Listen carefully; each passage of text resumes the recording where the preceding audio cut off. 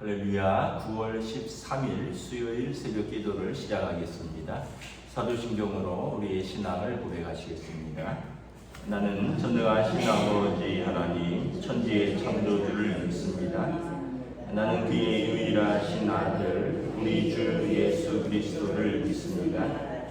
그는 성령으로 잉태되어 동정녀 마리아에게서 나시고 본디오 빌라도에게 고난을 받아 십자가에 못 박혀 죽으시고 장사된 뒤 사흘 만에 죽은 자 가운데에서 다시 살아나셨으며 하늘에 오르시어 전능하신 아버지 하나님 우편에 앉아 계시다가 거기로부터 살아있는 자와 죽은 자를 심판하러 오십니다. 나는 성령을 믿으며 거룩한 공교회와 성도의 교제와 죄를 용서받는 것과 몸의 부활과 영생을 믿습니다. 아멘. 찬송가 170장 찬양하시겠습니다. 찬송가 170장입니다.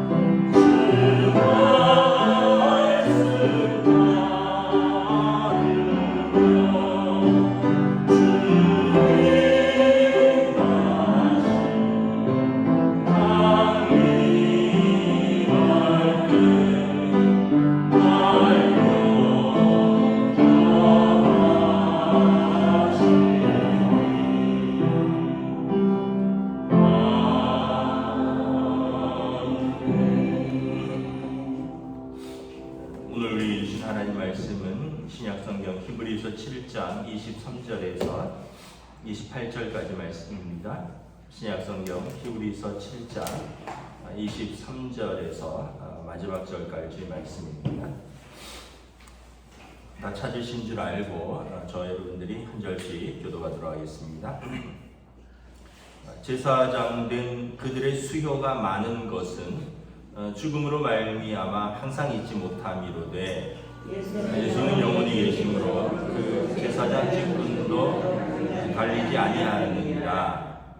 그러므로 자기를 힘입어 하나님께 나아가는 자들을 온전히 구원하실 수 있으니 이는 그가 항상 살아계셔서 그들을 위하여 간구하심이라. 이러한 대제사장은 우리에게 합당하니 거룩하고 악이 없고 더러움이 없고 죄인에게서 떠나 계시고 하늘보다 높이 계시니라. 그는 저 대제사장들이 먼저 자기 죄를 위하여 다음에 백성의 죄를 위하여 날마다 제사 드리는 것과 같이 할 필요가 없으니 이는 그가 단번에 자기를 들여 이루셨음이라. 율법은 약점을 가진 사람들을 제사장으로 세웠거니와 율법 후에 하신 맹세의 말씀은 영원히 온전하게 되신 아들을 세우셨느니라. 아멘. 할렐루야.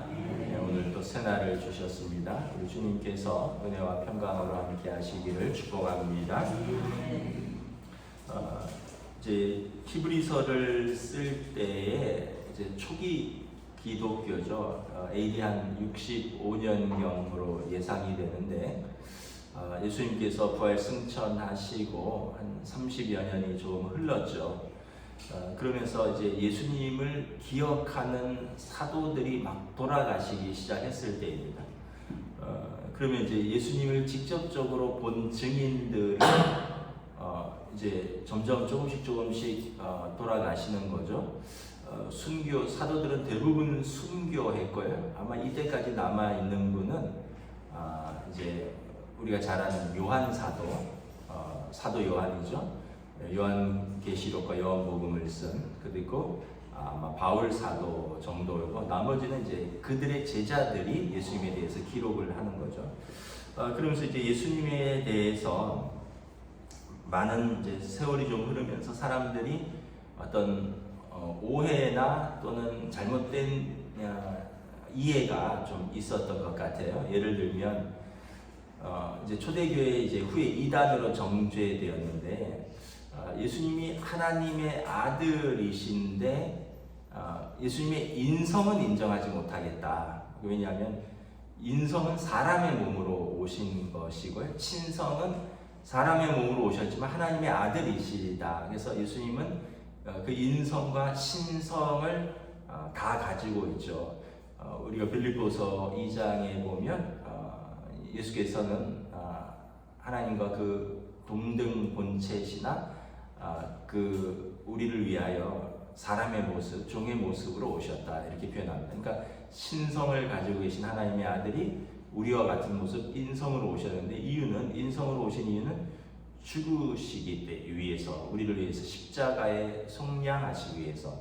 그런데 이제 그 당시 이제 유대교의 이해들 중에서 뭐 지금도 그렇게 이해하시는 분이 있을 겁니다. 어떻게 하나님의 아들이 죽을 수 있느냐? 그렇기 때문에 그분은 그냥 선지자일 뿐이다. 또는 하나님의 아들은 아니다. 그냥 사람으로서 어떤 선지자, 선생님 또는 혁명가 이시다 이렇게 이해하는, 예수님의 신성을 부인하는 사람들이 있었고요. 또는 하나님의 아들이시기 때문에 예수님이 몸으로 온 것은 그것은 가현설이라고 해서 좀 우리가 착각인 것이다. 영적 존재이실 뿐이지 실제로 예수님은 십자가에서 죽지 않으셨다. 왜냐하면 그분은 죽으실 수 없다. 그래서 예수님의 인성을 부인하는 이들 뭐 그렇게 뭐 충분히 이해가 갑니다. 지금처럼 2000년이 흘러서 많은 연구와 또 신학자들과 그런 신앙의 고백들이 쌓여 있는 시대가 아니라 고작 30년이 지났기 때문에 예수님의 말씀과 예수님의 사역을 보면서 그분이 메시아라고 인정하는 분들도 많이 있었지만 그러면서도 이제 이런 설왕설래가 있었다는 거죠. 그러다 보니까 이제 오늘 말씀은 계속 그런 히브리서에서는 예수님이 사람의 몸으로 오셨지만 그분이 진정한 하나님의 아들로서 우리를 위한 대제사장 역할을 하신다. 그리고 우리를 위하여 오신 대제사장은 죽으셨는데 죽으신 이유는 우리를 위한 희생제사를 당신의 몸으로 영원히 단번에 드리신 희생제사고, 우리를 위하여 부활하셨는데 부활하심은 하나님의 아들로서 영원토록 우리를 위하여 중보하시기 위함이시라. 그래서 23절에 보면 제사장된 그들의 수요가 많은 것은 죽음으로 말미암아 항상 잊지 못함이로되, 레위 지파가 제사장 지파죠. 레위 지파에서 대제사장들 그리고 제사장들이 계속해서 배출되는데 뭐 지금도 그 이제 제사장들을 레위 지파 이제 자기들은 이제 랍비들도 있고요.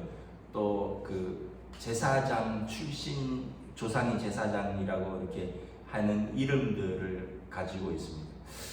그런데 여러분 지금까지 제사장들이 있다 하면 근데 유대인들은 사실 지금 제사장 역할을 하는 사람은 없습니다. 왜냐하면 성전이 없기 때문에 제사를 드릴 수가 없기 때문에 제사장의 후예는 있지만 랍비들은 있죠. 그런데 이 시대까지만 해도 제사장들이 계속 있죠. 모세 때부터 해서 제사장들이 시작되었으니까 율법으로 제사장을 규정했으니까 모세 시대는 이제 한 주전 한 1500년경 정도로 보고 있습니다. 그러면은 예수님 시대만 해도 벌써 1500년이 지났으니까 1500년 동안에 여러분 제사장은 얼마나 많이 나왔으며 대제사장은 또 얼마나 많이 나왔겠습니까? 그들이 수요가 많은 것은 이유가 유한하기 때문이다. 사람이기 때문에 죽고 항상 잊지 못하기 때문에 계속해서 제사장들이 생기는 것이다. 그런데 예수님은 영원히 계심으로 그 제사장 직분도 갈리지 아니하니라. 육신의 제사장은 죽으면 그 아들이 승계하는 겁니다. 근데 예수님은 부활하셔서 영원히 계심으로 그 제사장 직분도 갈리지 않는다. 이게 우리의 대제사장이신 예수님과 유대인들이 붙들고 있는 대제사장이신 그 육신의 제사장과의 분명한 차이인 거죠. 여러분 우리는 항상 기억해야 돼요. 유한한 존재입니다. 우리는 때가 되면 육신의 장막이 허물어지고 하나님 앞에 설 수 있는 유한한 존재입니다.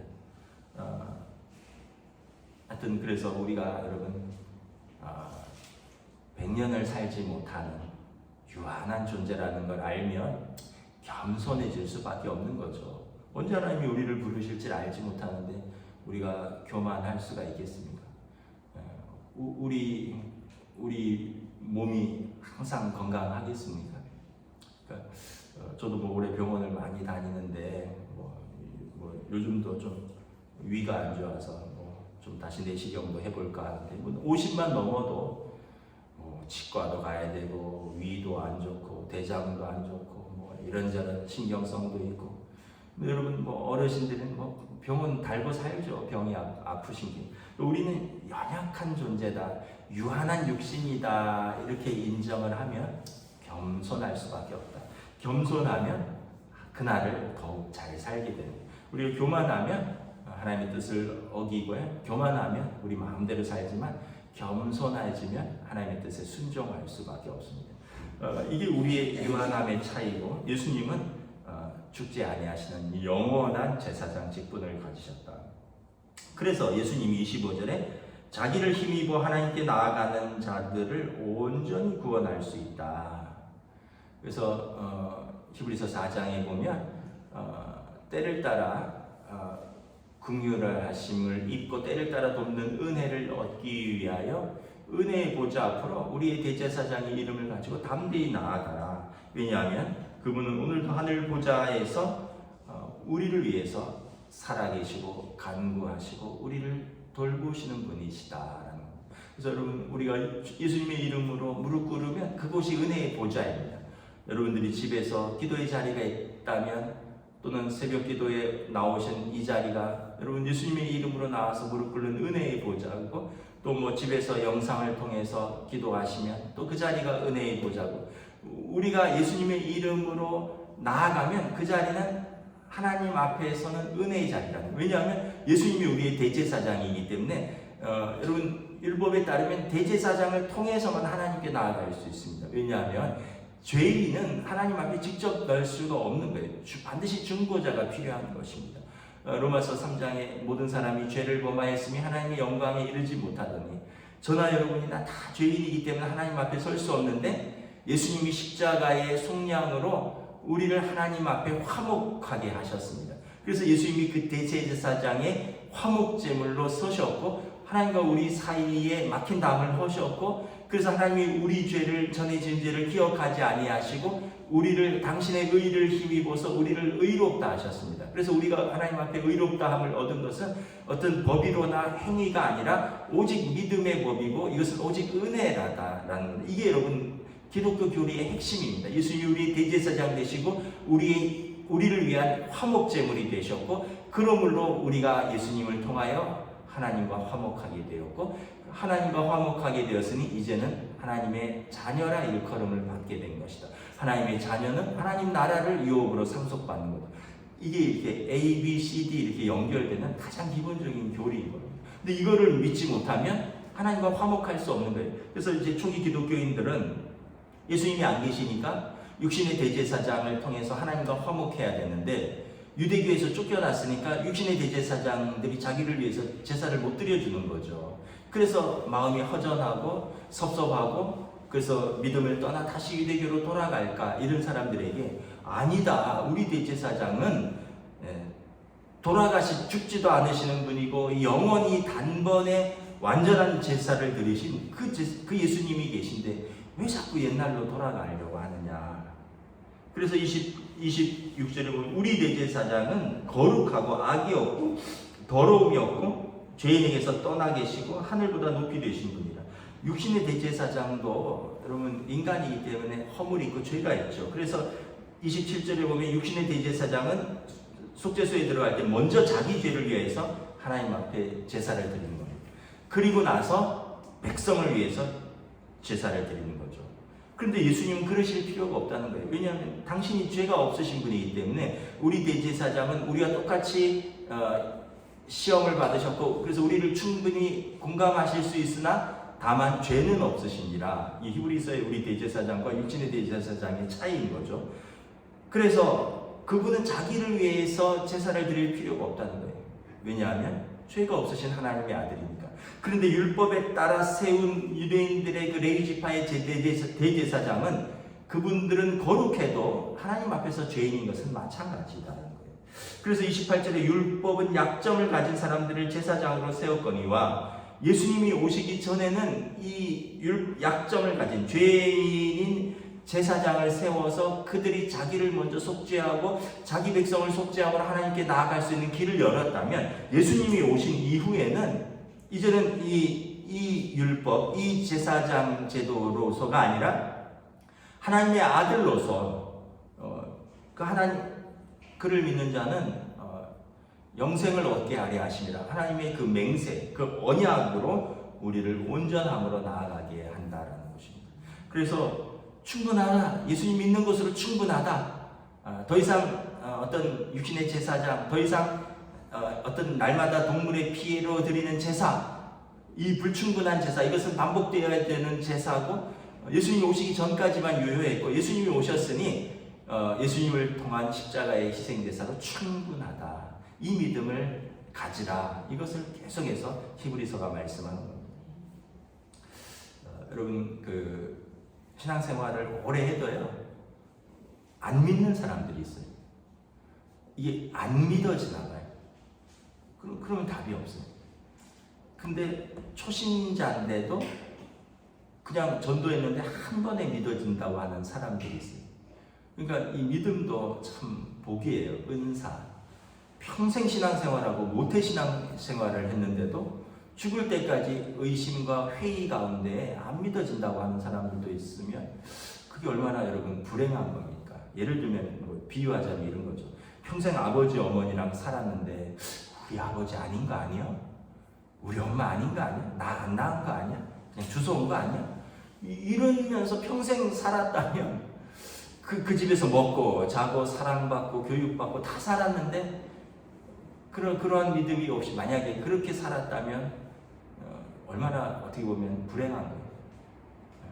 여러분 신앙생활하고 평생 같이 신앙생활하고 교회도 다니고 했는데 계속 마음속에 그런 갈등이 있다면 그것처럼 불행한 신앙생활, 또 사도 바울이 고린도전서 15장에 말한 것처럼 아직도 부활을 믿지 못하는 자들이 있느냐? 그러면 세상에서 가장 불쌍한 자니라. 평생 믿는다고 했으면서도 부활이 없다면 우리가 가장 불쌍한 자인 거죠. 그런데 그래서 믿음은 우리의 존재의 근거인 거죠. 내가 믿으면 담대해지는 거예요. 믿으면 사랑할 수 있는 거예요. 믿으면 의심이 사라지는 거예요. 믿지 못하면 계속 의심되는 거죠. 믿지 못하면 사랑할 수가 없는 거예요. 믿지 못하는데 어떻게 사랑합니까? 여러분 믿지 못하는데 어떻게 담대해집니까? 믿지 못하는데 어떻게 헌신할 수 있습니까? 근데 믿으면 작은 것에도 헌신할 수 있고, 믿으면 연약해도 사랑할 수 있고, 믿으면 어떤 두려움 속에서도 담대할 수 있는 것입니다. 그 영화에서 기억이 나는데, 타이타닉 그 영화를 보면 큰 여객선이 침몰하잖아요. 막 침몰해서 배가 기울어지고 사람들이 막 난리치면서 구명정은 한계가 있고, 그래서 여자들과 아이들만 태운다. 사실 이제 남자들은 이제 다 못하니까 죽자. 그 당시에 이제 영국 신사들 뭐 이런 사람들입니다. 그런데 막 그래도 막 타려고 막 하다가 막 총에 맞아 죽기도 하고 바다에 떨어져 죽기도 하는데, 그 정말 그 상황에서 그 4명의 그 악기 연주자들이 이렇게 연주를 하잖아요. 4명인지 3명인지 잘 기억이 안 나는데, 바이올린, 뭐 아마 첼로, 뭐 이런 아마 유람선의 이제 연주자들이었던 것 같아요. 4주를 가까이 하게 함은 십자가 길 같은 고생이나 그러면서 이제 이렇게 찬양하는데, 이거 참 마지막에 그 담대함으로, 그 은혜로, 그 믿음으로 하나님 앞에 우리가 설 수 있다면 얼마나 감사할까. 우리는 결국은 다 하나님 앞에 설 것입니다. 여러분, 저와 여러분들이 지금 붙들은 이 믿음을 가지고 여러분 주님 앞에 서는 그날까지 담대히 서시기를 주님의 이름으로 축복합니다. 믿는 자가 승리하는 자. 기도하겠습니다. 하나님의 은혜를 감사합니다. 우리에게 오신 예수님은 우리를 위한 영원한 대제사장으로서 당신의 몸으로 십자가에서 화목제물로 하나님과 우리 사이를 화목케 하시려고 십자가에서 우리 죄짐을 짊어지셨습니다. 예수님의 속량으로 우리가 하나님과 화목하고 죄인이 아니라 하나님의 아들, 딸이 되었습니다. 우리가 그 은혜를 그리고 그 사랑을 기억하고 이 믿음을 끝까지 지켜서 우리 주님 앞에 설 때까지 담대하게 믿음의 삶을, 또 우리에게 주신 이 땅에서의 소명의 삶을 살아갈 수 있도록 인도하여 주시옵소서.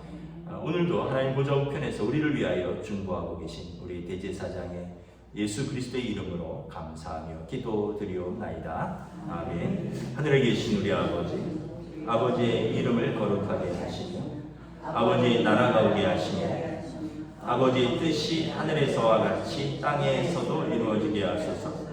오늘 우리에게 일용할 양식을 주시고 우리가 우리에게 잘못한 사람을 용서하여 준 것 같이 우리 죄를 용서하여 주시고 우리를 시험에 빠지지 않게 하시고 악에서 구하소서.